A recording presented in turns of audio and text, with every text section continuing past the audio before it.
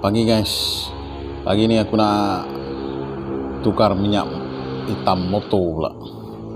Semalam kita repair rim, itu hari ni kita pun ada lagi satu benda yang kita nak buat.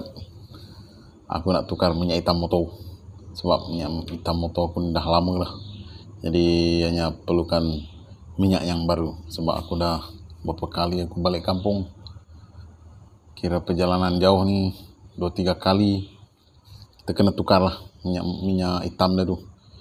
Jadi satu ianya bertujuan untuk jaga kualiti enjin lah, takut enjin problem pula nanti. Jadi kita kena kerap tukar minyak hitam. Lagi kalau kita selalu long distance. Okay guys, benda ni tidak banyak, kita cuma nak tukar minyak hitam saja. Jadi aku punya bekas aku dah sediakan dah. Tiap kali aku tukar minyak hitam, tiap tu lah aku cari bekas baru, sebab bekas lama aku tak ke mana. Let's go guys, kita buat. Bagi cepat siap, cepat relax. Okay guys, tenggiling merah aku dah standby dah tu. Dah siap packing double stand lah. Tinggal nak buka bawah dia tu, kita keluarkan minyak hitam yang lama dan kita masukkan minyak hitam yang baru. Kerja dia simple saja. Okay guys, aku nak cuba minyak baru ni, Zenergy Mineral SAE 40 1 liter. Aku nak cuba minyak yang baru. So kita ada spana ni, spana 24 pelayar. Ni jumpa dah.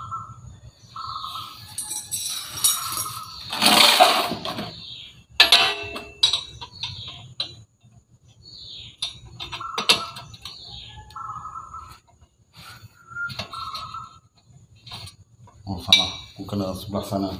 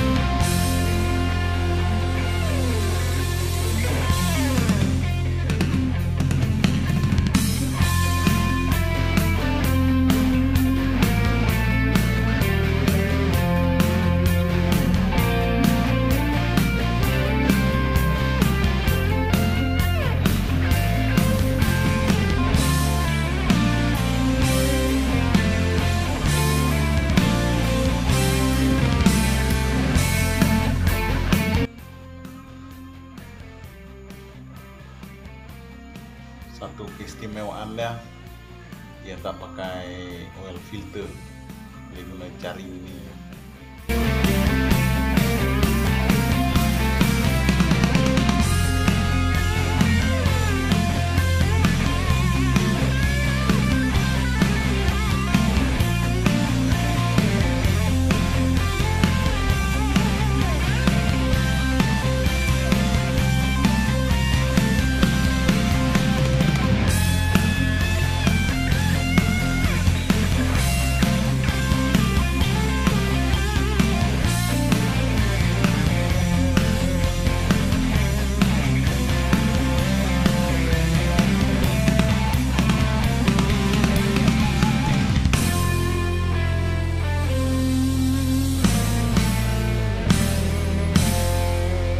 Guys, siap aku punya projek hari ni, tukar minyak motor ataupun minyak hitam dia ni, engine oil, untuk menjaga kita punya engine. Okay guys, kita dah tukar dah minyak hitam. Kita mesti running dah dulu. Wah, on kick.